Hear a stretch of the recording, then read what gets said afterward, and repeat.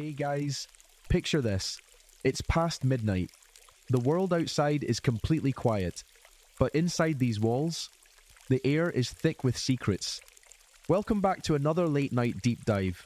Today, we're peeling back the curtains on history's darkest corners, looking at the people who ruled with an iron fist, and honestly, absolute madness. But before we dive in, do me a quick favour, hit that like button and drop your local time in the comments right now. Honestly, I just love knowing how far across the world these late night stories are travelling and exactly what hour it is where you are. So, turn down your lights, get comfortable, and let's be real for a second. History isn't always written by the good guys. Here's what really happened. The forests of early medieval Europe are thick with heavy fog, while crows circle over damp battlefields scattered with broken shields and abandoned spears.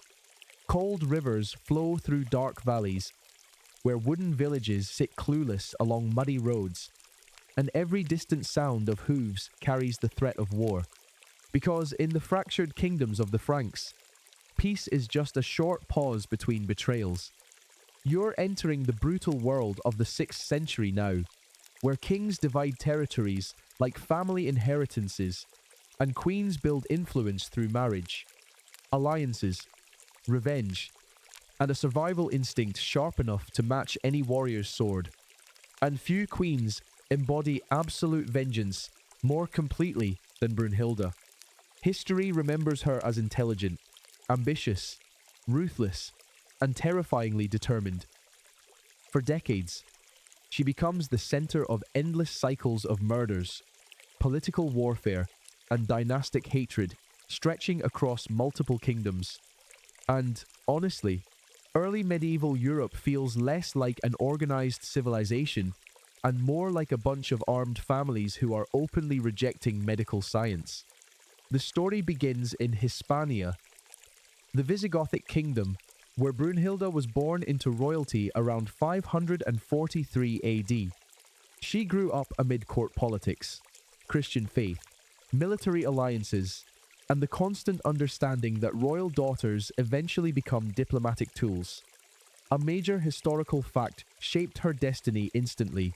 Brunhilda was married to King Sigebert I of Austrasia as part of a political alliance between the Franks and the Visigoths. At first, by medieval standards, this marriage seemed exceptionally successful. Contemporary sources suggest that Sigebert genuinely respected Brunhilda's intelligence and advice. Together, they strengthened the administration and royal power, which, naturally, created enemies instantly.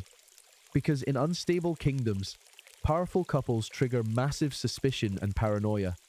You're walking now through royal palaces made of wood, lit by smoky torches.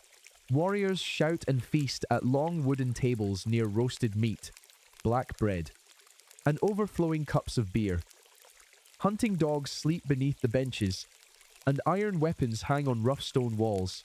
Outside, rain pours heavily over the fortress, while messengers arrive gasping from distant borders.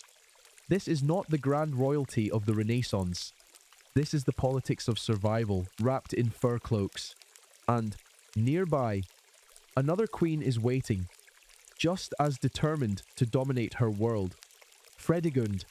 From a servant to a queen, a skilled manipulator, a terrifying nightmare to everyone around her. The rivalry between Brunhilda and Fredegund becomes one of the most brutal political feuds in medieval Europe. Historians describe decades of murder, betrayal, war, and revenge, tying these two women together through generations of bloodshed. And like many historical rivalries, it begins partly with marriage politics that turn destructively personal. Sigebert's brother Chilperic, ruler of neighbouring Neustria, first married Brunhilda's sister, Galswintha, but Chilperic remained obsessed with his former servant, Fredegund. Eventually, Galswintha was murdered, possibly strangled in her bed. Shortly after, Chilperic married Fredegund. You can almost hear the echo of medieval shock across Europe. Scholars still debate whether Fredegund directly ordered Galswintha's murder, or if later historians exaggerated her role because powerful women are easy to villainize. Yet, Suspicion spread instantly, and Brunhilda never forgives this. You're moving now through rain-soaked camps, where soldiers sharpen axes near muddy fires, while mounted messengers gallop past with declarations of war and revenge between kingdoms.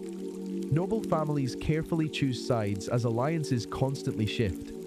Violence escalates rapidly. Open conflict breaks out between Sigebert and Chilperic. Murders multiply. Armies clash repeatedly across the Frankish territories. Then, just as Sigebert closes in on total victory, he is assassinated by hired killers in 575 AD. Many blame Fredegund for the strike. Brunhilda's life changes in a single breath. Throughout history, grief repeatedly turns royal women into something far harder. A quirky detail of Frankish royal culture shows just how physically brutal elite life is. Despite noble status, kings and queens travel massive distances through forests, storms, and dangerous roads. Because stable central capitals barely exist, imagine ruling kingdoms while constantly riding through freezing mud, wrapped in wet fur cloaks. The medieval system truly offered equal opportunity misery for everyone. After Sigebert's murder, Brunhilda faces imprisonment, political humiliation, and constant threats from rival factions. Yet, somehow, she survives time and time again. Perhaps that is her most extraordinary talent, endurance. Over time, she rebuilds her influence through alliances, strategic marriages, and regencies for young rulers. She governs territories, negotiates political deals, strengthens infrastructure, and pushes administrative reforms. But the desire for vengeance never truly leaves the background. The feud between Brunhilda and Fredegund spreads like an inherited poison across generations. Children become rivals. Grandchildren inherit wars. The cycle of assassinations drags on for decades. A major historical fact is clear. Brunhilda wields extraordinary political power for a woman of her era, ruling as regent and power broker over large parts of the Frankish kingdoms for many years. And many nobles hate her precisely for that reason. Partly because she aggressively centralizes royal power, partly because the aristocracy generally resents powerful rulers, and partly because medieval historians often portray politically active women as an unnatural threat to the proper order. You're entering Brunhilda's later years now, where ancient castles look over winter-barren forests, inside smoky rooms. Advisors argue near maps laid out on rough wooden tables, while armored servants wait impatiently nearby. Kingdoms remain unstable. Young rulers are dying unexpectedly. The aristocracy is constantly breaking alliances, and Brunhilda, now old but still politically active, continues to develop her strategy amid the chaos. Scholars still debate whether later historians painted her as overly monstrous because victorious enemies controlled most of the surviving records. Some sources accuse her of plotting ruthless murders. Others acknowledge her true administrative skill and determination. Like many personalities of tonight, she remains trapped between reality and propaganda. Yet, the end comes with terrifying cruelty.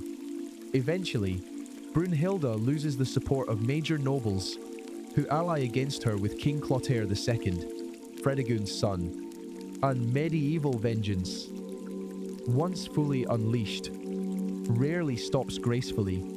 Brunhilda is captured in 613 AD, at nearly 80 years old. What happens next becomes infamous. According to historians, she is publicly blamed for multiple murders and atrocities, and then executed in a horrific manner. Some accounts claim she is tortured for days, and finally tied to wild horses that tear her apart. Historians debate the exact details, because medieval writers loved dramatic endings filled with symbolism and bloodshed. Yet, there is no doubt that her death was violent and intentionally humiliating. Picture that final scene under a dim sky and cold wind, an old queen standing before armed enemies, mud beneath worn shoes, warriors watching silently, a life filled with ambition, grief, revenge, and survival, shrinking into one terrifying moment. And somewhere far away, crows are flying again over the battlefield. A quirky detail of medieval execution practices sounds strangely theatrical. Public punishments often included symbolic humiliation, meant to send a political message far beyond just death. Medieval rulers never missed an opportunity for dramatic effect. After Brunhilda's fall, historians instantly turned her into a cautionary tale about female ambition, revenge, and political chaos. Yet she leaves behind roads, churches, fortifications, and decades of rule that deeply shaped the Frankish kingdoms. The contradiction remains: the creator and the destroyer, the victim and the attacker, the monster and the survivor. You're leaving the Frankish lands now amid heavy storm clouds, while the bells of distant monasteries echo across the damp hills.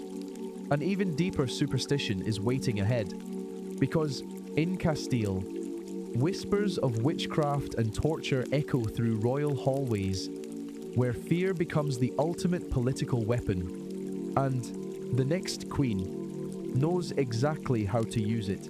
And just like that, another shadow from the past fades into the dark.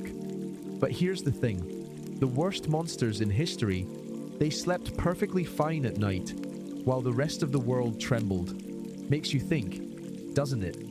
Anyway, that's enough heavy thinking for tonight. The sun is still hours away, and it's time to let your mind finally rest. If you want to keep drifting through these lost stories with me, make sure to hit subscribe so you don't miss the next chapter.